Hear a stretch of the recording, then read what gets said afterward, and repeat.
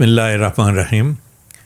Welcome to a thoughtful and inspiring conversation at Ankahi TV with Dr. Asaf Qadeer today.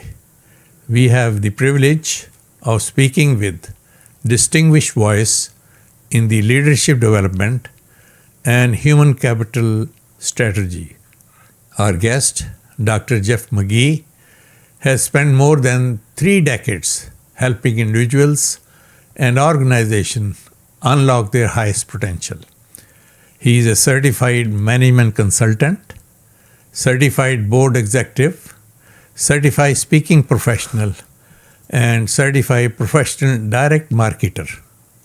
Over the course of his remarkable career, he has delivered more than 5,000 keynote presentations, authored books that have sold thousands of copies and impacted over 1 million lives worldwide.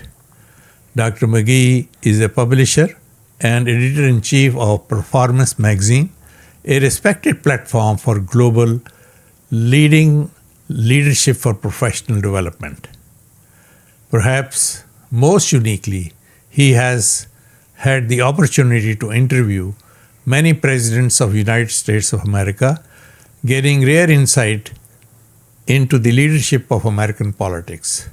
Today we will explore leadership performance, excellence, human capital development, and the future of leadership in the rapidly changing world. Dr. Jeff Magee, welcome to the program. It is the honor to have you on Ankahi TV with us today. Let's begin our conversation. Thank you very much, Dr. Asaf. Welcome. Dr. Jeff Magee, your personal journey spans more than decades in leadership development. What first inspired you to dedicate your life to helping an organization and individuals reach their highest potential? Great question. I was raised in somewhat of a large family in the middle of our country, and I think from earliest days I was kind of that helper personality, so it only kind of manifested as I continued to grow. I think the more probably logical response that you're after is that after college, the profession I went into that I really kind of captivated and captured my attention was journalism. And I spent some time in Kansas City as a print broadcaster, and in the print space, in broadcasting space, in journalism was very fascinating, but I very quickly started to recognize that it really was dominated by negativity. And negativity is not really a part of my DNA. I'd rather be looking and talking and engaging people in terms of solutions and entrepreneurialism and moving forward and solving issues. Pretty much the same of your own career. You always were about solving a problem and helping to kind of extend life. So from that, I went into sales. And that was, I think, the catalyst right there. As I started realizing that as an adult, the more that we can become better every day, the more that we can become more efficient every day, whatever we've chosen to do as our craft, then the more relevant we are, the more valuable we are, and the more successful we're going to be. And I think that's what started to pull me into this mindset of how can we continuously become better at whatever our craft is that we do. That is a fantastic beginning. Many great careers are shaped by defining early experiences. Was there a particular moment or a mentor early in your life that profoundly shaped your philosophy of leadership? There are 2 names that have to be put out on the table to answer that question. So in the earliest portion of my life, there's a lady, and her name is Mrs. Murphy. And anyone that's been in my audiences over the decades or that have been in my leadership training programs over the decades has more than likely heard of Mrs. Murphy and what I would refer to as Murphy's Law. A little bit of a different spin on Murphy's Law than what a lot of times we think of. Well, Mrs. Murphy was my first grade teacher. And she was very sharp, but she wasn't as sharp as she needed to be because I had to spend 2 years with her for her to really understand how to teach first grade. Now, if you think about that for a minute, that means I was held back. I spent 2 years in first grade. But she was so remarkable at that experience and that imprint on my head at an early time that it never caused me to realize I was being held back or that I was failing first grade. So she set me up early on for success. And that imprint has always stuck with me in terms of how do you communicate to people? How do you encourage people? How do you coach or motivate or mentor people? And do it in a way where people are not being, in essence, pushed down when you're trying to elevate them up. Jump forward several decades, one of my employers, one of my bosses by the name of Lyle Kraft in Kansas City when I was working in the advertising space, probably the singular most effective and greatest boss I've ever had. A fantastic gentleman. He always could see within you the abilities that maybe you didn't realize you had. He always had the ability to encourage and motivate and really set what we would call today a stretch goals before the phrase was ever even given. He could push you to really excel at a greater level. And so those two people are the imprints in my life. I could give a lot of other names as well, but those are the two that most people that have been around me would have heard of. So let's put those two on the table. That's fantastic. Your work today touches audience across continents. Let's talk about communication and influence. You have delivered more than 5,000 keynote presentations. Wow. From your perspective, what distinguishes you a truly transformational speaker from one who is simply informative? And that's a great question. There are so many ways that one could respond to that. I think that the thoughts that come to my mind is how are you impactful and transformational? Are your words, your ideas, a catalyst that long after you've walked off that stage, people still remember you, remember the essence of what you presented, and they're motivated by that? Do you light bulb up inside someone else their greatness so they're going to go and do something? Versus you're a powerful speaker in that moment. People love to hear you in that moment, but 5 minutes later after you've stopped talking, they have no idea what you've said. That, I think, is the real transition between being there and being great when you're there, is what's your legacy when you leave the stage in their head, and what actions do they take? Absolutely. You're absolutely right. Jeff Magee, leadership ultimately comes down to people. And you often describe yourself as a human capital developer. How do you define human capital? And why do you believe it remains one of the most underappreciated assets within organizations? Powerful question. I have been chasing that goalpost for decades in my belief system, in my coaching, in advisory work with others, whether it's military generals, business owners, association executives, whoever I'm engaging that seeks me out with a belief that I can help them to get to that next level in my training, in my speaking, and in my writing. I believe human capital, as I've been calling it by that phrase for decades, long before it's become fashionable here lately, I have been using that phrase, is that most of us are raised, and especially if your age is north of 40, 45 years of age, most of us have been raised where what we have been encouraged to believe is the capital in society is a tangible. Capital in a business is a tangible. If you go to most colleges, they have fixated on that for forever. And there's nothing wrong with it. So we look at, fixed goods, inventory, buildings, what land you have, how much money's in the bank. Those are usually what we look at as the capital. But I recognize it from a different perspective, and I'll say it this way. Whatever business you're in, whatever you have, bricks, mortar, inventory, access to money, I can get it too if I'm across the street as a competitor. The real only difference is who's on your team, who's on your payroll. That's the human capital. Who's on my team? The human beings, my human capital. My human capital is not on your team, and your human capital is not on my team, and that's a defining differentiator right there. All things even. Drive down the road and you can see restaurant after restaurant in any city. Why is one absolutely thriving and the other one's barely able to keep the doors open? It may not necessarily be the building and the product. Yes, that's going to be a variable, but it's the people. Do the people give you an experience that really sticks in your head and says, next time I want to go out to eat, I want to go there for that experience? Or is it somewhere else? Or is it, no, those people didn't give me the right experience, therefore I'm not going to go back there.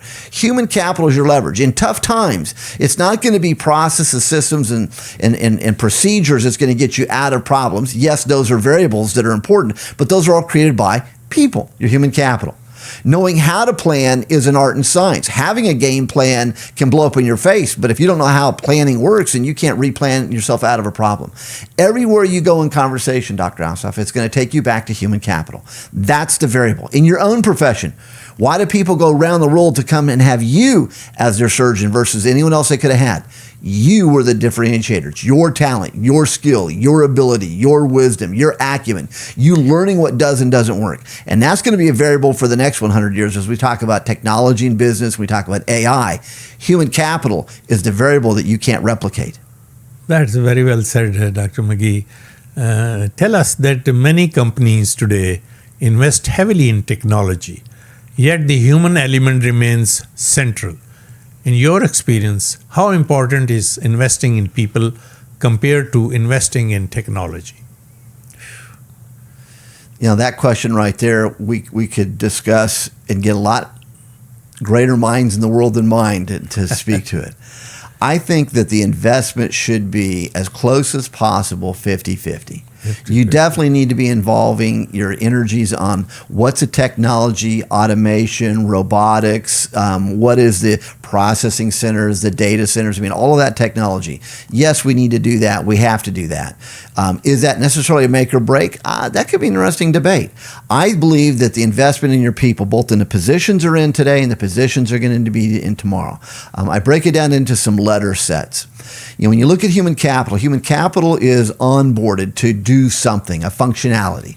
So what are the tasks, duties, and responsibilities of each individual in each position within an organization that when it comes together as an aggregate, that business is able to produce what it's there to produce? And how do you do that in a profitable way? For every task, duty, and responsibility, and some of this you can automate. There's one of the answers to your question. There's always going to be a human component. That will drive you to the next set of letters. I call these KSAs, knowledge, skills, and abilities. Automation has no KSA until it's programmed into it by a human being.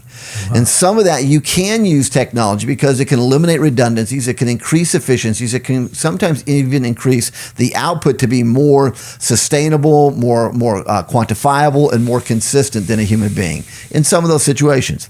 But what you can't program is common sense. You can't program intuition. You can't program empathy and compassion. You can't program into technology how to think when there's a crisis if that crisis has not been pre-programmed into that technology.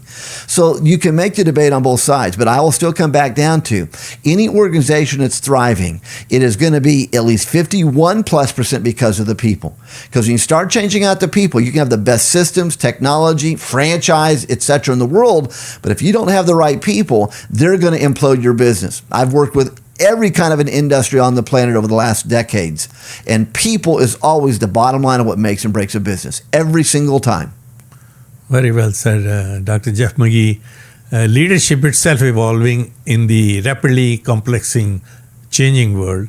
What three qualities do you believe tomorrow's leader must cultivate in order to succeed? Wow. Yeah, it's an interesting question because I actually have posed a very similar question through my magazine for decades. When I approach phenomenal people like yourself to participate in Professional Performance Magazine, many times it will be an article they're going to write, and they have a burning fire inside them to write that article around performance or achievement or success. There's threes. Sometimes I'll have phenomenal people that want to participate, but they don't have time to write. So I will I present some questions to them, and we do a Q&A. And we do it from that perspective. And whenever they do that, there's a set of questions I've been asking for decades of leaders all over the planet. One day I'm going to publish a coffee table book of these phenomenal minds answering the exact same question and see what differences or similarities their answers have. So that's my backdrop to answer your question. So I'm not going to give you what the viewer may expect is three hard questions like resiliency or discipline or curiosity. I think those word sets are absolutely accurate. And so if I give you three, you give me three, and we both find two other people that we think are phenomenal, they give us their three, we can have 3, 6, 9, 12 answers that are great. I'm going to answer it this way. So if you were to draw a triangle, three sides of that triangle, and no one side is more important than the other, so I'll let you decide which side you want to start on. So I'll start, but you can, when I'm done, do it any way you want, as a viewer of this great program. Inside the diagram, I call it the AAA to success performance. 3-letter A's, AAA, AAA to success performance. So when someone asks me what are the qualities or traits or what are the KPIs, key performance indicators to greatness in the future, I always default to this diagram. So let's take one of the vertical sides and label it with aptitude. So I think one of the answers is knowledge, aptitude. What's the skill set? What's the knowledge set that you have today? And how are you always building upon it? Think about your profession, my profession, the viewers that are watching this, your profession. The knowledge set that you attacked your job with 10 years ago is radically different than the knowledge set you must have today to be successful in that same skill set, that same job set. So aptitude becomes an answer, but it's a category. So what's the knowledge set? Technical or non-technical knowledge? Formal or informal education? Degreed or non-degreed? Certification, non-certification? So one side's always aptitude. Again, real-time, one-on-one, online. How do you acquire it? How do you get it? How do you know it? And are you getting knowledge from someone who actually knows what they're talking about? Because there's a lot of really smart, pretty people out there today that are great at marketing and they're great at repackaging the same story 9,000 ways. But if you had to ask them more than 4 questions, they would re-loop back to the first answer because they don't have any depth or breadth. Second answer, second side of that triangle is going to be application. I think the second element I'm looking for in a great person of the future, whether I'm electing them, hiring them, following them, is application. Have you done what you've done? I mean, oh my gosh, think of your profession, Dr. Asaf. I mean, you can study it all day long, but doing it is radically different than studying. Think about the first time you walked into surgery, the first time you did that versus watching it, reading it, and etc. So application, the more you do it, you learn nuances. You learn when you need to do this versus not this, that versus that. So application is critically important. You have to let people fall on their face, as they say. You have to give people a chance to not be dumb in their mistakes, but to learn from their mistakes. Versus today, no one even wants to make a mistake because of the ridicule and persecution they're going to go through. So everyone's very shy to even do anything. So application is our second answer. And the bottom of this triangle I'd label with the 3rd letter A. So again, we have aptitude, we have application. The third one's going to be attitude. What is your mindset? How do you come about doing these things? I mean, do you have resiliency? See, there's one of your words. That's going to be an attitude. Do you have discipline? There's another one of your words, but that's attitude. Do you have, in essence, focus? Do you have drive? Are you compassionate? Are you willing to do what no one else is willing to do? Talk to any Olympic athlete. And that's one of the answers they always will give you in terms of when someone asks them, how did you get there? What would you coach someone else to do? Well, you've got to be willing to keep doing when everyone else is on break. You've got to be willing to do the extra when everyone else has decided I'm going to go to sleep. So my answers to what you're looking for in hiring, growing, developing, onboarding, look for someone who has the aptitude, has the applications, and has the attitude. And now inside that triangle, you can jot down whatever your objective is. Look for a person who can make that objective happen because they bring those three to you. There's going to be your model you can take out and use tomorrow. Very well explained, Dr. Jeff Magee. Over the years, you have worked closely with executives and entrepreneurs. What leadership mistakes do you see repeated most often in organizations? I think there is a kind of like commandments, pillars, placard that should be on a wall that lists some response at. And the last one's always blank because I'm sure there's always going to be another one that could go on that list. But I think some of the mistakes is that sometimes arrogance, and I don't mean arrogance in a negative way, arrogance of believing you have all the answers, and therefore it is not of value to seek some other learned minds in the room to get their input before you make a final decision. I think that's one. Surround yourself with people that are greater than you. President Ronald Reagan had a classic line, and again, it may predate him. If so, I don't know, but this is where I heard it first. And he always made this comment that, if you look at how you would qualify people, and you used as one model ABC, like grades in school, what's profound is that B-level people always surround themselves with C's. Well, if you're a B-level person, the reason you want to surround yourself with C's is because you always want to be the smartest person in the room. You're limited right there in the greatness you will ever experience in life. In the capacity of what those minds, all of you in one room thinking and talking, can always create synergistic greatness. Mm-hmm. But A-level people always surround themselves with A-plus level people. I want people better than me in the room. And so again, I think that second element of what some of these great people sometimes do is they ceiling out at their greatness because they don't allow themselves to be vulnerable enough and honest enough to say, on this topic, I may not have all the answers. And that's okay. If I'm responsible to make the final decision, though, I want to get the greatest minds on a phone call, on a video call, in the room. And I want to hear their ideas and realize unless it's a crisis, I got to make a decision right now. I don't need to make a decision right this second. So I think those are the two. Third is not verifying. Again, people say a lot of things, but do you have it written down? Someone makes an agreement with you. I don't know. I'd love to get your thoughts on this. Let me turn the interview around on you. But I think it's very seldom you can find people today that when they give you their word, they're going to honor it. That when they shake your hand, their hand is a contract. You and I have met several times through some great personal friends that we have in common. And everything you have ever said you're going to do had nothing to do with me, but if I observed. And everything you've ever said you're going to do with me, you've honored that. We've never had to write anything down. And some of the people we've had lunch with many times, phenomenally successful business people, I mean, a lot of times it's handshakes and conversations.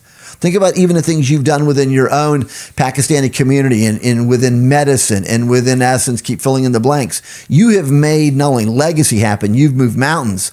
And I don't know how many of those were contractually written down. I would imagine some of them are not because you're a man of your word. And so I think that's the other element that I would coach these executives on is be very careful in business. If someone says they're going to really do something, do they mean it? I've had a lot of clients involved in private equity, mergers, acquisitions, family legacy businesses going to the next generation where if it was not written down, it's amazing how that comes back later to be an absolute landmine. Yeah, Magee, to answer your question, in all my industry, my life, everybody knows that my verbal contract is more powerful and strong than my written contract because written contract can be later on changed. But Dr. Qadeer, verbal contract never changes. This is a standard. In just wanting to answer, you brought Dr. Jeff Magee, the President Ronald Reagan, and you have interviewed many presidents of the United States of America. From those conversations, what have you learned about the leadership under the intense pressure of global responsibility? You can bring that down, and then I'll come back up and answer the question. You can bring that back down to the viewer, your own level. If you are a business leader in your organization, the global challenges you're facing, the local challenges you're facing, you can bring us down to an individual basis that are watching us in your own home. What are those challenges that you or your family is facing? It doesn't change. It just scales up or down. So at that global level, to answer your question, with the 4 presidents I've had the opportunity to interact with that have written for my magazine over the years, provided articles and information, I would think the list that comes to my mind when I look at them and observe them and watch them, whether I like them or not for all of their politics, so let's, as a listener, kind of set our personal biases to the side, because again, I have great friends on all sides of the political spectrum in our own country. I'm not just like a single sheet, I'm this only. I would say number 1 is focus. They all have the ability to actually focus when all that noise is going on around them, and there's a lot of challenges going on around them. A lot of people saying, hey, you owe me, or you have to do this.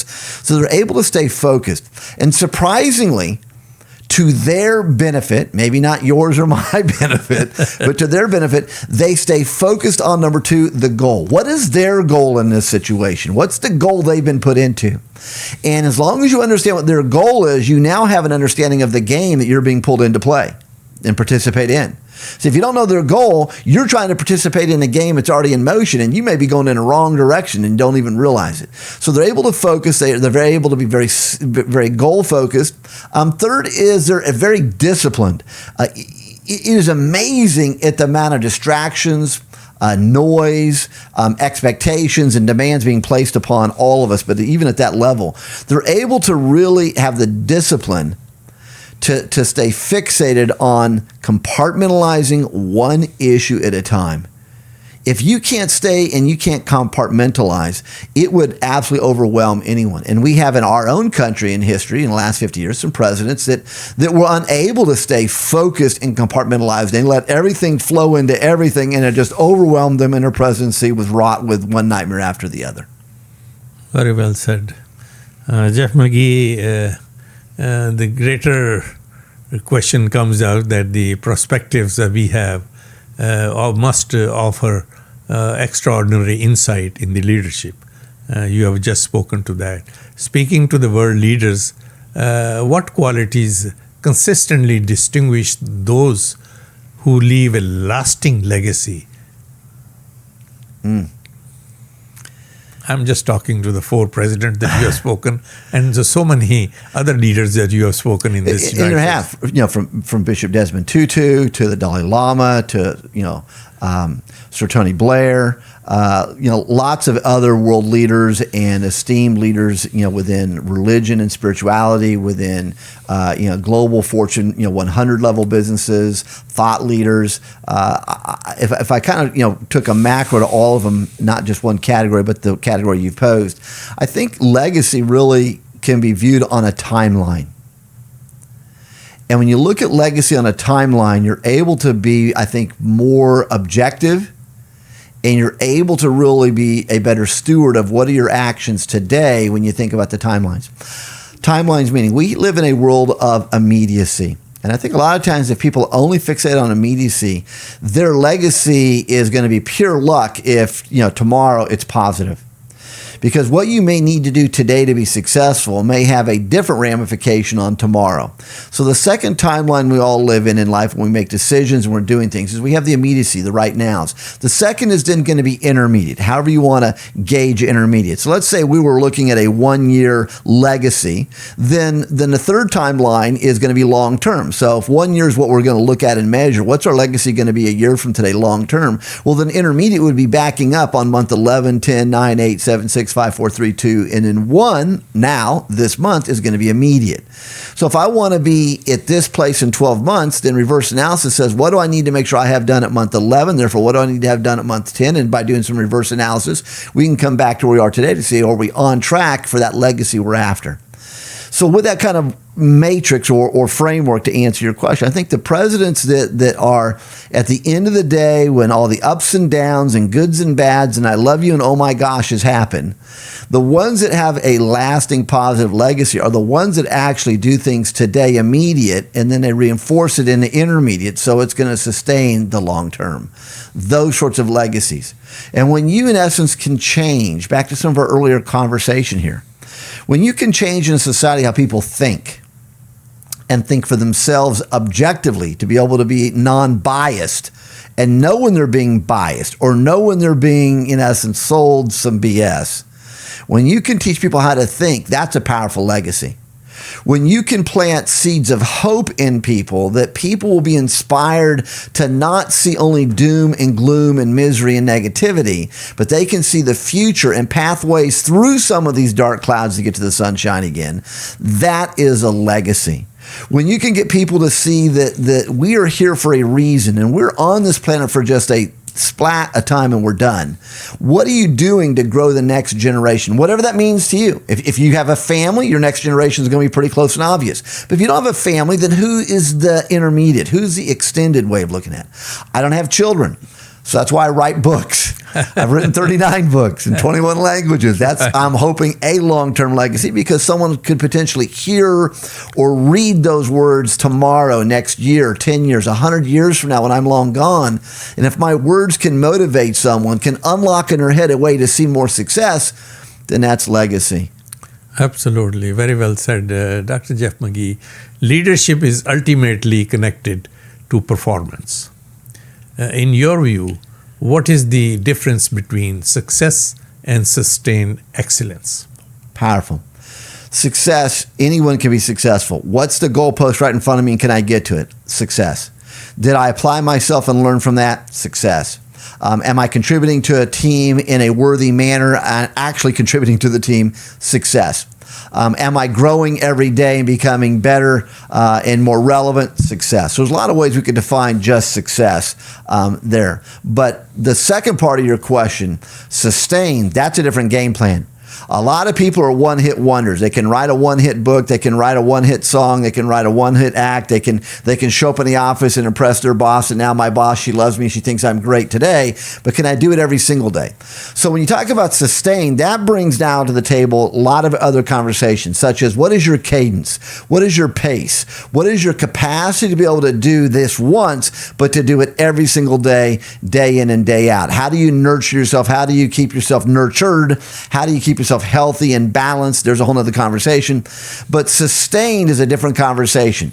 You're going to start a restaurant. How do you do that in a way that you can sustain that success for a long time? That's going to mean then, are you having the right product? What is your signature product, and how do you never mess with that formula? What are the evolving products that may be a hit today and 5 years from now they're no longer on your menu? Something new's on your menu in 5 years that didn't exist today. What do you do to market that message out? There's another part of being able to sustain success is how do you keep that brand out in the public? How do you keep that brand out in your public? How do you draw new customers to you? What does excellence look like? I mean, they always talk about, can you build a better mousetrap? Well, yeah, I think one of the best mousetraps I've ever seen in my life, decades ago, was something you could buy at the hardware store, stainless steel, and you kind of took it and you pinched it like that, and the mouth opened up, and you set it on the ground, and it would pinch, and it would grab that mouse or rodent, and it breaks its neck, and it's dead, and you pick up the little metal thing, and you go off to the side, and you pinch it and drop it into trash, and you put it in some boiling water and sanitize it and use it again. Wow. Problem is no one's ever going to want to do that because I just got gagged out, several of you, as you're going through. No one wants to take this up, number one, and pick it up. If you get past that, you definitely don't want to reuse it. Right. That's why the number one selling sort of mousetraps are not reusable. You're one and dones. Sustained success involves a lot of elements. And for a person, having the capacity for the long term, again, if we look at just North America, we look at just our country, different civilizations operate different ways, but just in our own country, in the last 100 years, we are seeing this word sustainment come back in a very interesting way.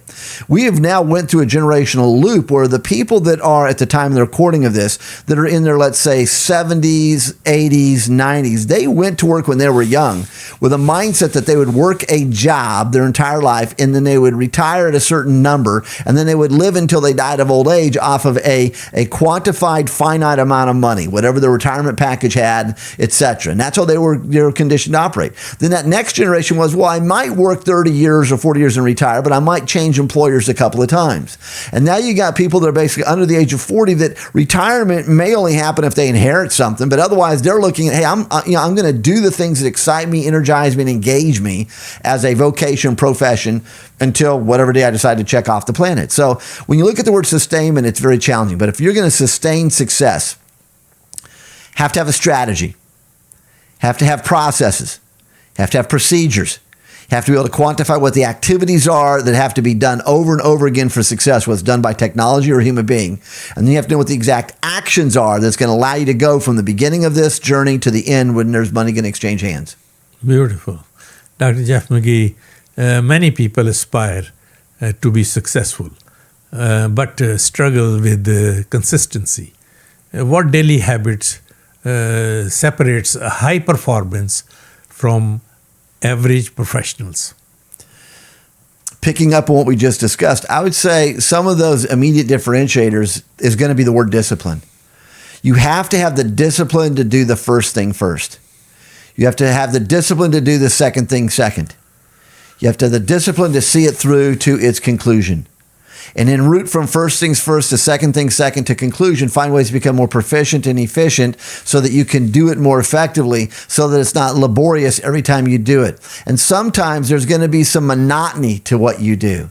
And that's what some people don't have the temperament for. Sometimes there's certain parts of a job that you have to do this every day in order to get to the fruit at the end of where that road's taking you. And some people don't want that. They just want to celebrate the victory at the end. They don't want to do the work to get there. And that's another major problem we have. And so those elements, I think some other ways that you're going to be able to get to that next level is you have to reward, and reward takes on lots of different facets. What might motivate you one day may not motivate you on another day, and what might motivate you on one day may never motivate me, and vice versa. So you have to know, and we talk a lot about this in our Leadership Institute and a lot of the books I've written, is that how do you identify what the fuel is inside every human being around you, as a family, as a peer, as a colleague, as an employer. And when you know what the fuel is that energizes someone and you can make that fuel available, then you start to be able to get to sustainment and you take people from beyond being a part of the team to now they're leading the team. They're at the apex. And there's a lot more we could get into, but I think that's where I'd kind of end it. What's the fuel that feeds you? Because that's what takes people to that next level. I mean, do you have the drive to be successful or just be a part of the team? Do you have the want for achievement? Does that achievement, in essence, refuel you and it gives you more drive? Right. Dr. Jeff Magee, we are living through a technological revolution driven by artificial intelligence. How do you believe the artificial intelligence will reshape leadership and human potential in the coming decades? Absolutely brilliant question. I mean, you're exactly right. We are living in a technology boom today. You know, it is amazing to think that this gentleman down the street by the name of Henry Ford has decided to automate an assembly line to build something. I mean, what technology? Oh, that's not what you meant. It's amazing to think that, you know, Hewlett Packard has made a computer. Oh, that's not who you're thinking about. Tom Watson at IBM. Oh, that's not who you're talking about. See, we could answer that. Oh, Steve Jobs and the Apple. We could answer that over and over and over again. What people have to put into this is context. AI is technology, yes. AI, if you put it in the right context, is nothing for us to be freaking out over the way the planet is. Right now, AI has hit the world in such a way that everyone is right now trying to figure out what this AI person looks like and how AI is going to work into my organization. See, again, back this up 10 years ago, and you have some sharp graduate from the top school in the nation knocking on your door. Oh my God, how do we utilize this? How do we put this person in our system? So technology and AI is absolutely here to stay in all kinds of ways. So number one, accept it, because the longer you're not accepting it, you're going to get further passed by. However, the context of AI and technology doesn't change. Where is it appropriate for our organization to be utilizing it? Where is it appropriate in an industry for this to be being utilized? Where are all the areas that it can help us to become more efficient? And what used to take us, in essence, a long period of time to build a car, automation allowed us to build it much more effectively. And then Henry Ford said, let's build this car in such a way that even my workers on the assembly line can afford to buy this car. So they made it more consumer attractive. And it was the same thing with computer technology in the 60s and 70s. And it's the same thing with Steve Jobs and Apple in the 80s and 90s and basically into the 2000s, so really the 90s and 2000s. And it's the same thing with anything else that you go back on. But if we look at AI as a tool, here's the challenge we have at the time we're recording this. For AI to truly be a force multiplier in your organization, you have to ensure that the correct subject matter experts are in the room developing it, designing it, feeding it, and holding it accountable. When I use AI in my profession, and I use it a lot, when I use AI in my profession, I'm finding right now 50% of the time it's a force multiplier and it makes me better. 50% of the time, though, I'm realizing that it's wrong. It's inaccurate, and it's going to cause major problems if you go with it. Notice in my formula, I said subject matter expert. So if we're going to use it as a laser, if we're going to use it in surgery, if we're going to use it in sourcing data and aggregating it and giving us answers, all of that's great, but where is it sourcing it? Computers are no good if it sources 10 data points from 10 morons on the planet and gives you the best answer, and everyone goes, oh, we must go with this because the computer said. Well, I mean, everyone you sourced it from has no clue. Right. So AI as a tool, it's another tool in the tool belt. And there are places it is radically going to eliminate processes, procedures, functionality, and human beings. Which goes back to our earlier conversation. If you are a human being on the planet today, what an exciting time to recognize how you can now look at yourself and say, now I've got freed up capacity. Where do I apply it? What is the machine not seeing that you can? Absolutely. Very well said, Dr. Magee. Your work also emphasizes lifelong learning. You developed the idea of micro-learning through micro-lessons. Why do you believe short-focused learning tools are so effective today? Great question. So at the time we're recording this, I won't dateline it. That way it makes this interview much more evergreen, and you and I will last for longer in people's eyes. That's legacy. So I'm answering one of your questions. I've been very careful not to reference specific data research out there in the universe, because then that may be perfect for today, but that may make this beautiful podcast irrelevant tomorrow. Who knows? Yeah, who knows? But to answer that question, 26 years ago, through Professional Performance Magazine, I had a series of co-publishers all across the United States. We had regional geographical editions. So in lots of major metros across the United States, we would have a Performance Magazine edition in that geography. We also had affinity editions, and we still do today. For specific ethnic groups, we had different editions. Well, at that time, I had some phenomenally brighter people in the world than I'll ever be on the team, and we had online at that time what we called our digital vault. This concept is very much the norm in the world today as we're recording this. But if you back up 26 years ago, I will challenge you to find more than 5 places you as a normal consumer could find any online, website-driven portal vault where you could access audio or video or PDFs or Word docs or articles or interviews or digital books or etc. In areas of improving your greatness out there. And one of the things that we recognized at that time is that there are people that will sit down and they will dedicate hours at a time for learning, just like in your profession. A lot of times there's a lot of work we have to do outside of the classroom for continuing professional education to keep our licenses and certifications. Sometimes that might mean we're reading an entire book and taking a test at the end and submitting that test for approval to make sure we're legit. Or as we advanced over the past decades and years, now you can go online in real time and do things on your iPad or from your desktop or from a computer. Well, again, 26 years ago, none of that was possible.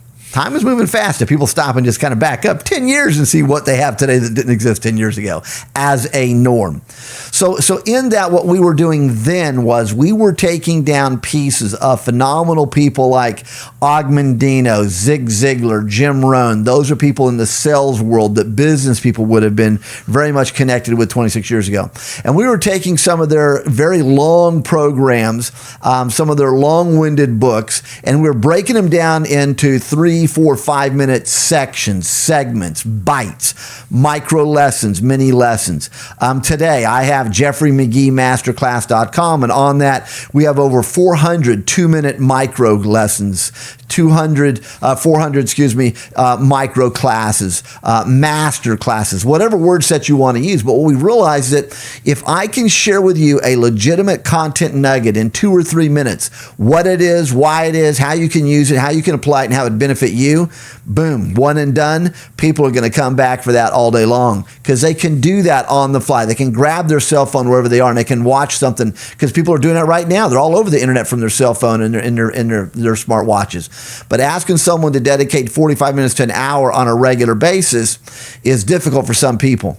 However, let me footnote one of your earlier questions. What is it that incredibly successful people do that no one else is willing to do? There's one of your examples. Incredibly successful people are willing to do the deep dive to learn more. They'll read an entire book, not just a summary.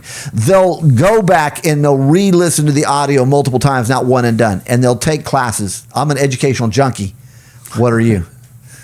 Very well, sir. Let's talk about the young people. Many young professionals are searching for direction. That. If someone wants to transform their career within this year, what 3 steps they should take to begin starting today? Oh, phenomenal. So if I'm in a career, I'm in a job, I'm in a business, I'm in an organization, what can I do in the next 12 months or less to transform myself, catapult myself upwards to whatever goalpost I've set and generate constructive, positive attention on me? A couple thoughts. In the commodity world, you and I go to the grocery store and buy. We go to the local market and we buy. We go to a dry goods store and we buy. We go online and order from any website. Amazon has perfected this very well. We understand the psychology of the purchase comes down to 4 variables. The psychology of the purchase says, I'm going to change my buying decision from what I'm normally buying to you if what you can provide can exceed one of these 4 from what I'm getting right now. And in no particular order, one is better. If you can show me something that's significantly better than what I have now, and I can get it, then I'm probably going to want it. Therefore, you're going to win. Different. If you can show me something significantly different than what I have now that solves a need that I have, a pain that I have, a challenge I have, or is different, it's going to help me to accelerate to a goalpost I'm after, then that different now is something I want. I'm going to come get you. Third is going to be, in essence, efficiencies, faster. If you can show me a way of doing something that's more efficient, that's faster than how I'm doing it now, I'm absolutely going to consider it, if not jump over on your side and get it from you. And then the fourth is cost effective, which does not necessarily mean cheapest price point, the biggest bang for my buck sort of an element. Sometimes it does mean that. People pay a whole lot more if they see a value proposition for it. If they don't see the value proposition or not. So I would use better, faster, different, cost effective as the line of words I'd put in front of that young person and say, okay, so stop and look at your organization, look at the people around you that you're working with, and ask yourself, what is it that you could bring to the attention of your boss, the business owner, your leaders, your teammates, that would allow us to be better, faster, different, or more cost effective at what we do tomorrow? And if there's a way of doing that, I would start doing it right now, whether that is putting it in the form of an idea, brainstorming email, and sending it to the person who owns that topic and issue in your organization, and then CC anyone else it's appropriate to be CC'd so they're in the awareness line. Because this email has nothing about tattletelling with someone. This email is not about being negative. It's about being better, faster, different, more cost effective, and helping the organization to thrive. I mean, it's kind of hard for someone to get too mad at that. So I would start doing things like that. I look at any certifications I could start today. You can get certifications faster than an academic degree because you gave me 12 months as my timeline. So I'd look at certifications I could go after in the next 12 months that would help me to be better, faster, different, more cost effective than anyone else. So it raises my brand value proposition to my teammates and my boss and my employer. So I'm more valuable to them. So if they are having a conversation in a back room in month 10 about having to downsize the organization by one or two people, that's one of the ways maybe my name's not going to be on that list. So those are them. And look at the customer you serve. Right. How can you be a value-added subject matter expert to your customers to help them to make better, more informed decisions? Right. Because that's going to raise your stock value in your head. So great question. A lot of very powerful ways you can do it. But you have to be willing to do something different than what you're doing right now. Absolutely. What a great advice if you want to change or transform your mind, your career in 12 months. Dr. Jeff Magee, you also play an important role through publishing. As the editor-in-chief of Performance Magazine, what role does leadership play in shaping the global business conversation? I think it plays a massive role, and thank you for that question. And that's one of the ways I look at Performance Magazine. So Performance Magazine has given me for 3 decades a powerful platform, not only to share thoughts and ideas with the people that the magazine can touch, it also gives me an avenue by which I can engage phenomenal personalities.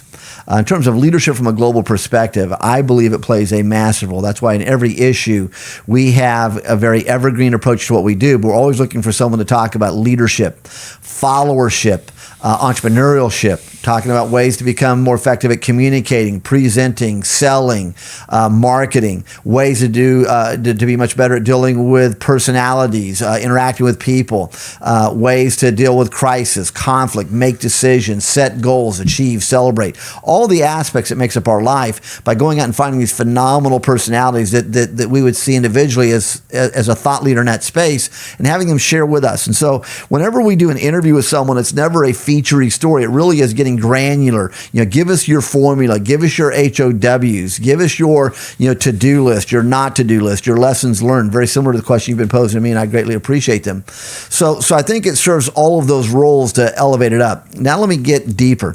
I think what we have on this planet is a very misleading namesake. Just because someone is the president, the prime minister, the ruler, the king, the dictator, the CEO, the board chairman, the minister, the rabbi, whatever words you want to put out there, doesn't matter. When you put that word out there, you've got to recognize we say they're the leader, but a lot of times they actually massively lack the skill sets to be a leader. We've talked a lot about what some of those could be today. They lack the experience to be the leader. We've just given them a title. So I think what we really need to be doing to answer that question is we need real leaders to stand up. We need real leaders to call people out and say, you know what, maybe you're not ready to be the president of this organization yet. And no disrespect, you don't have the experience set in these specific areas. We would do you, the organization, and the individuals a disservice if we elevated you, because you're going to be learning by mistake. Let's, in essence, give you some learning and development time in this part of the world, or in this part of the industry, or these parts of our deliverables. So when you become the leader of the business, you at least have a cursory understanding of what it is you're leading. I love when a new leader comes into a country, a new leader comes into a business, and they actually don't make any major decisions unless they're in a precipice where they have to make them right now. But what they do in the first couple of days or weeks or month or what have you is it's kind of like they go on a listening tour. They go out and they meet the people. They might let the bosses take them out. They say, okay, I want to talk to your team. Go find out what the real people's real issues are, real needs are, what their real observations are. And in business, what's the innovation? A lot of times innovation is not going to come from your R&D team, although a lot of it does. A lot of times your innovation is going to come from someone on the front line. But you have to create a culture and an environment by which the person on the front line can share these thoughts with you. I've worked with franchise investment companies in our country, and franchise restaurant business in our country, and franchise agricultural and manufacturing and distribution and finance, in our country. But what's interesting is that the ones that succeed and have low retention, because that's a profit center then, and grow their great people are the ones in essence where the executive teams get out and they go meet with their people. And that's leadership. An example, I have a financial banking client here in the United States, billions and billions of dollars. They recently went through a merger, and their CEO took the team through the merger in a masterful way, and committed to the board that he would stay 2 years, and he did that, and he has since just recently retired. And when we were going through the merger, I'm doing leadership work with the organization before, during, and since. I had him write an article in this magazine about, in essence, mergers from a leadership perspective, and how leadership has to rise at no matter where you are in a company. Even if you don't have a title, what's self-leadership look like? And it was a phenomenal article. But what's fascinating was this. One of the things that the business did for years before the merger that was a legacy of leadership is that one Friday every month, the entire executive team left the corporate office and would go out into the geography where this bank was. And they would, each one at a time, would go to a different branch. And the branch leadership was given the day off to go do something, whatever you want. And that executive leader was running the branch for that day. And the decisions they couldn't make, they would be no, I gotta lean on someone. If they can't make the decision today, I'm the vice president of, I'm the chief operation officer of, I'm the chief administrative officer of, I'm the CEO of. But it was very interesting when the boss shows up and you really see what the real questions are from your real customers, what the real needs are from your real customers, and how your real employees that make the whole organization even possible, what they really look like. Are they carrying the brand message that you're hoping they are? Do they look, do they dress, do they act the way you put all your policies and procedures together? So a lot of ways to respond to, the need for leadership to rise is critical. There's never been a greater hunger for leadership in the world than today. But a lot of people that we're elevating have zero skill set to be a leader, and it's creating more problem than good. Great. Dr. Jeff Magee, you have done phenomenal work for the last 3 decades. Your books have reached across the world. What core message do you hope readers would take away from your writing, all that you have done for the last 3 decades? Wow.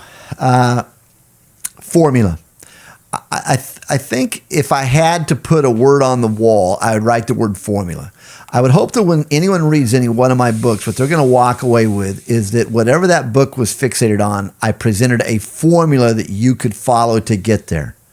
And by looking at that formula, you could then forget mine and recognize, wait a minute, life is about a formula. What's the formula that I'm following? Because that formula is taking me to where I'm going. And if I don't like where I'm going, I have to change my formula. Another way of saying it, let's say you and I like to cook. I know we like to eat. We've had a lot of meals together, so let's say we like to cook. It's about a recipe. Right. And if someone gives you their wisdom, their cherished recipe to follow, and if you follow this recipe as I've written it, use these ingredients as I've written it, in the order in which I've written it, this is the product it'll take you to at the end, and you follow it and you get to that product, you say, you know what, this is great. I'm not going to mess with it. This is perfect. It's a formula. So life is about formulas or recipes. Same word, same concept. So I would hope that when people read one of my books, they realize, wow, Magee just one more time shared a powerful formula I can use, my organization can use, And if I look at this formula, it causes me to realize, wait a second, what are my formulas? And are these formulas easy for everyone to follow and understand? And which formulas are non-negotiables? A lot of businesses that were great at one time start negotiating their formula that got them there, and all of a sudden it starts doing this over time, and people aren't paying attention until one day they crater and they no longer exist. Wow, what a story! You know, a lot of companies face unprecedented disruption. How should company rethink leadership development in a modern workplace? Great question. So during COVID, I think pretty much every part of the planet was touched by it. Right. In some places, greater devastation than others. Right. So I'm living at the time in Las Vegas, Nevada. Right. And living in Las Vegas, Nevada, I'd look out my window from the high-rise I lived in, and I would see, in essence, this phenomenal city that the world would come to for hospitality and gaming and food and gambling and entertainment. And it was shut down. Wow. And, you know, this Las Vegas strip that, you know, you would see nonstop cars going up and down, kind of like Times Square in New York City, kind of like Piccadilly, you know, Square in London. Right. Every country has one. Yes. All around the planet. Yes. And there was no one. No one. I mean, you could walk down the middle of the street for block and block, and as far as you could see, you would see basically nothing. Ghost city. Huh? Ghost city. And I realized, you know, to come back to your question then, what's really happening here? What's really the issue? What's taking place? And I realized that if we want to deal with disruption, we have to realize that it's no longer an academic activity to brainstorm and talk through and look at some modeling on what to do if there's a tough time. It's no longer an issue in CEO to CEO peer groups where you spend some time looking, okay, what are all the ways that your business could be imploded and what would you do? And then say, okay, that was a great session and everyone leaves. You know, in our leadership workshop in year 2 with business leaders, we spent an entire month on looking at all the ways that your business could be imploded. And then we talk about in great detail, what are all the things you're doing now? Then what are the things you need to do? Things being activities and actions and planning and processing and backup plans, contingency plans, and contingency plan on top of the contingency plan. So when those issues happen, you're not going to be, in essence, caught in a very, very difficult situation. So if you look at that, I wrote a book called Change Formational. In dealing with this disruption, here are the 3 thoughts that came out of the book Change Formational. We do a powerful keynote on this, we do workshops on this, and it's a part of our leadership track. And so I realized that we have spent decades fixated on the word change. It's a $1 billion industry. I'm not going to win what I'm about to say, but it is an eye-opener for those of you that are listening. So we have change agents, we have change advocates, who's going to be the change leader on this issue, this project, Lean Six Sigma, etc. on change. But I realize is this, while you and I are having this conversation right now, someone in our life has changed outside the rules or policies of how something's going to work. And when we encounter that, because we have no clue, when we encounter that change, then we have to say, okay, how can we adapt? How can we adopt? How can we be agile? How can we be nimble? All the buzzwords to somehow still be successful given the fact that they just changed the rules of engagement. Right. So I realized that change equals survival. Survival. So as long as you're living in a changed world, you will never win because you can't win because you're not in control of what you need to be in control over to win. So it's all about survival. Right. So then I realized during COVID and living in Las Vegas, dealing with disruption, again, greatest place in the world you could have seen it. There's probably other places equal, but I don't know of any place bigger and better. Then it was, in essence, transformation. Individuals, think about what you've just been doing for decades in healthcare. People know what they should be doing to stay healthy, but they typically don't do it until they end up talking to you for a problem.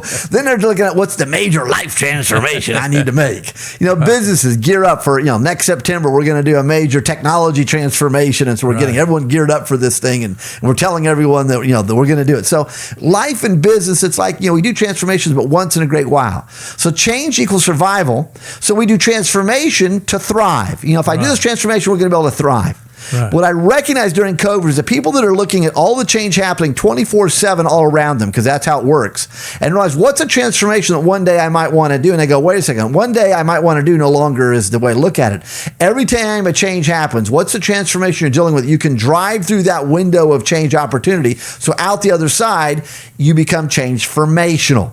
Change formational equals win.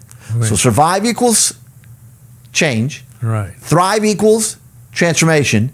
Win equals transformational. So if I want to deal with disruptions, then there's a couple ways of looking at it. So in this book, Transformational, I make this premise, and I share with people several ways to be transformational. But let me give you one more powerful vignette from this book. And those of you watching can feel free to send Dr. Asaf and I a whole lot of money, because I just saved you a whole lot of books that you need to be buying and reading in workshops. But there's a concept of the bell curve, and I'm taking this from your industry, doctor. Right. The bell curve, a lot of times people see it in concept in connection with what's been shared as concept called the grief cycle. Right. That in life, when you face a major trauma, there's a grief cycle you're going to go through. When you have a loss of life in your family, there's a grief cycle. And basically, it's a flat line, then a bell curve, and then a flat line. I've businessized this. So the flat line represents where 80% of the people that you work with want to live. And the flat line is the norms, routines, systems. What people want to come back to work tomorrow and do is pretty much what they did yesterday. They want to do what they know they can count on. Now, there's a small outlier that will bore them to death, and they want chaos or change or excitement. So here's my point. At the point of that flat line where it starts to go up, that's what I call the disruption point, or a dip. DIP. Disruption, interruption, points. So when I work with individuals when I'm coaching, advising, or teaching, or training, or writing, and what I recognize of other successful people that are able to do, whether they realize there's a formula to it or not, is that right where that dip is, right where there's a disruption or interruption point, what are all of the tools you can draw upon instantaneously to make better decisions, faster decisions, different decisions than everyone else, and cost-effective decisions, so you can go through that bell curve of grief and denial and anger and resistance as fast as possible to get to the top, which is acceptance, so you can go down the other side of that bell curve back into norms and routine and success. And if you really want to be successful in answering your question, the ones that are incredibly successful are not geared up and ready for the dip to happen, because guess what? They're going to. Successful people can anticipate the dip before it happens, so they already execute everything they know to do when the dip happens. So when the dip happens and it freaks everyone else out, just another day in the office to them. Well, that's very sad. I didn't anticipate the dip of COVID. But, what I learned through this COVID is that I never did telemedicine. And I started doing telemedicine for the same patient I saw in the office. And a fascinating opportunity for me that I could talk to them more than 5 minutes in my office. I talked to them for 30 minutes sometime to my patient. A very learning experience, and staying home away from the office. I also learned how to enhance my poetry and literature. My most books came through COVID system, and I think I did improvise in that calamity. Beautiful. And Jeffrey, you rightly said, I didn't predict the dip, but those who can predict the dip, they are the winners, they are the leaders, they are the champions. And I agree with you. Jeff Magee, the culture is one of the most powerful force within any institution. How can an organization build cultures that encourage both accountability and innovation? You've put three major topics in one question. Well, so I always do that because you can wrestle all three at one time. I love it. So culture experts would define culture in a host of ways. So let me start by framing how I'll then answer the question of accountability and innovation. So culture is what it is. If you want to know what the culture of your organization is, ask your 3 top customers to define your business, and whatever they say, that is what your culture is. Talk to the people that love coming to work every day. Why do you love coming to work? Whatever they say is the reason why they love coming to work, that is what your culture is. So your culture is a living, breathing, dynamic sphere comprised of your values, your purpose, your vision, and then the structure you hang on those bones of value, vision, and purpose, your policies, your procedures, your deliverables, what you tolerate, don't tolerate, how you go to market and do your business, how you don't do your business. Just as before, telemed was something you didn't want to entertain, and you had probably a list of really good reasons. But then when the dip hit, which was COVID, and then that might have caused lots of other issues to happen, more customers, more patients than what you have time to actually see in the form of an office. You are tied to a tight rotation. Oh, I have X amount amount of money with this person when I walk in the room because I've got to get out and then get to the next one. Oh, and in between these two, I'm somewhere supposed to capture my notes of what happened in that room before I go to this room. And telemedicine freed up a lot of that dynamic where now you can humanize and be better connected. And there's a lot less stress probably on both of you. So one is, the culture is critically important. Now be careful. There's a lot of sheep out there in wolf's clothing, and that metaphor can be applied to every question we've had so far on this conversation. There's a lot of people out there that look really good and have all the answers, but they've never done anything. I mean, LinkedIn is the number one at the time of this recording, the number one professional online platform for professionals in terms of how to look for jobs, get jobs, communicate with one another, look for resource people, do market intelligence gathering, etc. And I am stunned at the number of people that I engage sometimes when I look at their professional profile. They have, in essence, worked for 1 to 2 years in a job, and they've had 9,000 jobs. Well, if you've worked in one for 1 to 2 years, there are exceptions to my statement, but the norm is going to be you've learned nothing. In a year to year and a half in any position, given the fact I've owned companies and sold companies and worked within a whole lot of companies, it takes a good year to figure out culture, dynamics, do's, don'ts, process, procedures, where the bathroom is. So how are you a subject matter expert on whatever your title is in that company if you're only there for 1 year and you keep changing jobs? So then that goes to innovation. So you've got to create a culture that invites innovation. So if you don't have innovation, go back to your first part of your question. So that's why I love the way you even sequence this. And that's why you're the great doctor. You understand sequencing. So if we create the culture, it will create an environment by which people will want to innovate. They'll want to try things, test things, innovate. They'll be willing to share a thought. Hey, could we do this differently? What if we did this? Have we ever thought about this? Have we ever considered this? What's the customer of tomorrow going to be? Because the customer of tomorrow may not be any of the customers you have today, and therefore what's the customer tomorrow going to want? And that may right there demand and dictate we better be innovating if we want to be in business tomorrow. So again, innovation is great. And that last one you gave was what again? I mean, just in general that how do you cultivate the environment in which you excel, how do you make your company excel more? And you called it accountability. And so that's why I wanted to pause for a second between everything I've just said and accountability, because that is probably, if not the number one, it is the top 2 questions I find every business leader talks to me about when no one else is in the room. It's the top 1 or 2 topics every business owner talks about when no one else is in the room. It's the top topic every military leader talks about when no one else is in the room. And what I mean by no one else in the room is that sometimes this is a politically dangerous conversation to have when you have diverse ears and people in the room that have never actually done anything in life, but they think they have, and so they're about to get very upset with what you're about to talk about. Accountability. So I tackle it this way. There's 5 levels of accountability if you want to create a thriving organization. There's 5 levels of accountability if you want to create a thriving, long-living human being as a parent, as an individual, as a coach, as a mentor, as a public servant. And so here are the 5. So number 1 is self-accountable.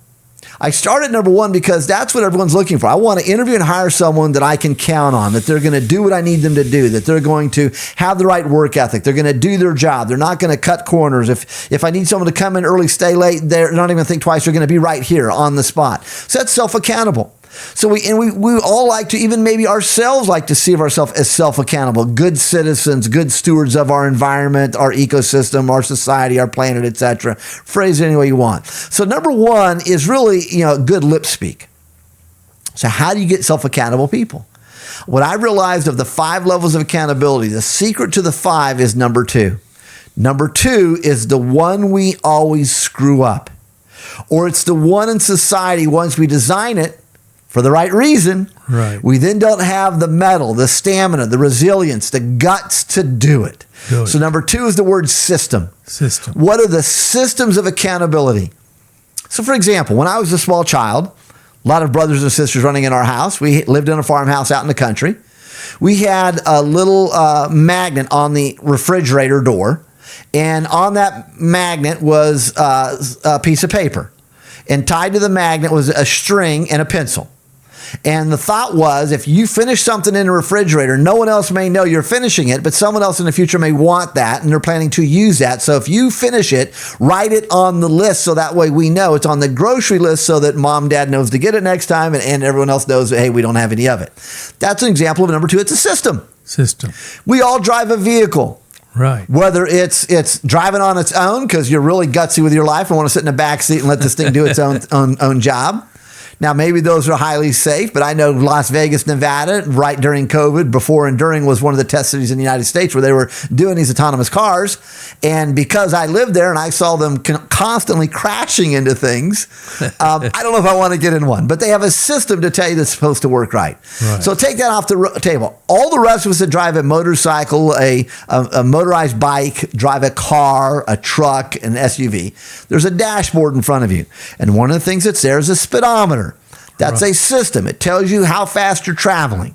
Therefore, there might be a sign on the side of the road that also tells you what the speed limit is. You may have a map on your dashboard that says, here's the posted sign for this road you're on. You can benchmark that against what your dashboard says your car's actually traveling. And so you use that system number 2 to hold yourself accountable to, in essence, drive whatever speed you want to drive. So that's an example of 1 and 2 work together to help us to be accountable, to be successful, and then whether we apply that to innovation or our culture, our environment, or et cetera. So what are our systems? Societies have laws.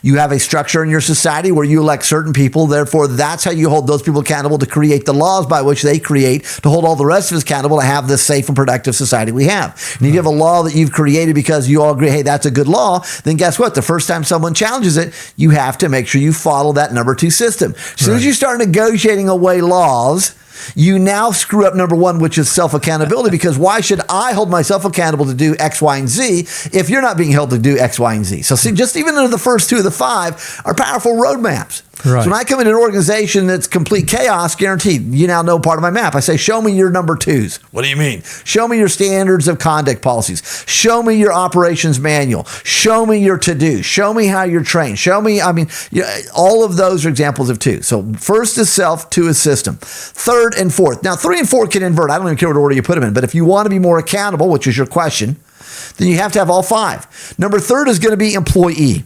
Right. How do you create an environment by which your coworkers hold each other accountable? Right. Now, I'm not talking whistleblower. I'm not talking tossing someone under the bus. I'm not talking tattletelling. That's not the crap I'm talking about. Now, there may be a time that something elevates where you do need the legitimacy of a whistleblower. That's a different conversation than what I was just alluding to. Accountability, where in essence you see I don't know how to do something and you have the capacity, therefore you're willing to step over and show Jeff and help Jeff to be better. And then you hold Jeff accountable to do it that way the next time and not cut corners. Or peer accountability, just to say, hey, you know what, I was talking to one of your customers the other day and they absolutely love Susan and Tom on your team. And here's why. That's peer accountability. You're helping each other out. So what do you do as an organization to help each other to be rock stars? Where do people jump in? Even though that's not my job description to do this, I'm willing to help you out because I know that you have to be successful for me to be successful, and I've got to be successful for you to be successful. So let's all be successful. Not that I want to get a pay raise if I help you. So again, that's a crappy culture when people are only in it for themselves. Right. And then the fourth one of the 5, so if 3 is going to be coworkers, then 4 is going to be customer. Right. What's the customer feedback loop you have as appropriate for your business? Right. They're going to help to hold you accountable. If you create a brand, number 2 and 1, and you have systems in your business, your organizations to do what you're there for to do, so you're going to be successful, 2 and number 1. Well, who's the recipient of what you're all about, number 2 and number 1? The consumer, whether it's an internal or external constituent. What feedback loops do you have of them? Delta Airlines, at the time of this recording, is the number 1 airline in the United States of America. In this 12-month cycle we're in right now, Delta has just posted the largest profitability of all airlines. They just awarded and gave out $1.4 billion in profit sharing. United Airlines is the second most profitable in the United States. They just placed orders for new jets, the largest order for jets in the history of aviation. And American Airlines, an airline that I have 3 million miles with, absolutely love, is laying off employees and getting rid of some of the number 1 ways they make money because they have no leadership at the top. Everything we've talked about at the top. They have void of leadership on their board. And if they had anyone on their board or in the executive team that has leadership ability, they're scared crapless to stand up and say, wait a second, you know what? This isn't working. Let's go find someone, and maybe it's not the list of industry experts that have gotten us in this trouble. Let's go find someone that has a bloom and clue on how to be successful. Let's invite them in to give us some feedback and see what maybe we can do better, faster, different, more cost effective. And part of that would be right there is your customer feedback loop. Well, Delta's put itself in a dip. If it's not paying attention, it's going to find itself in trouble in the next decade, if not sooner. Wow. Because it used to have a feedback loop with its number one customers, which are diamond level customers. These are people that fly 120 flights a year minimum with them, which is what I do.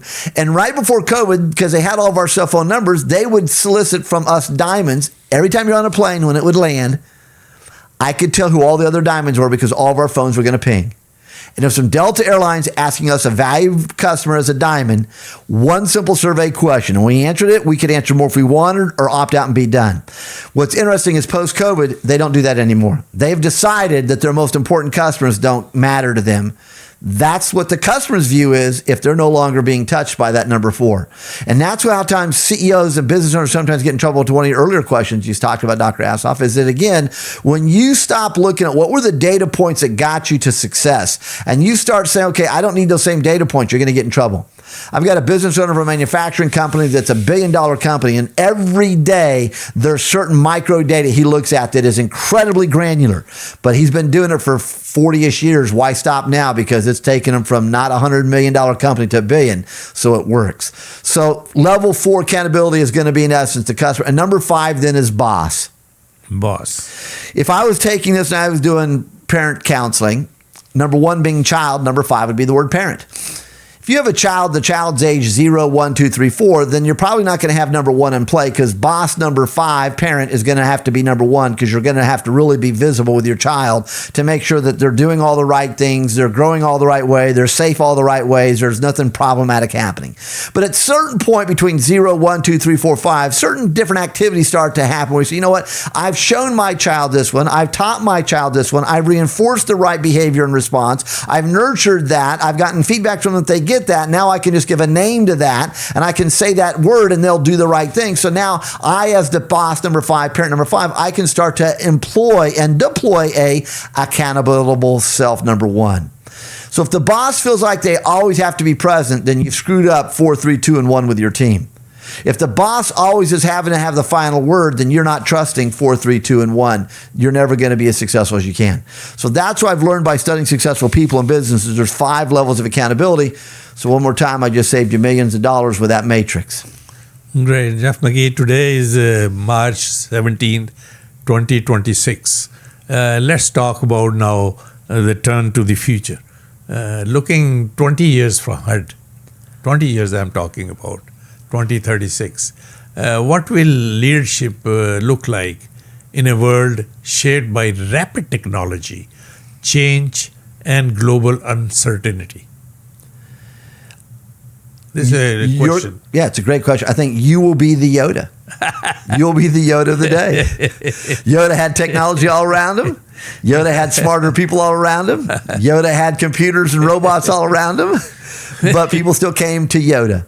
So I think leadership is still going to be wisdom driven. And wisdom is knowledge, experience, right, application, applied, and refined.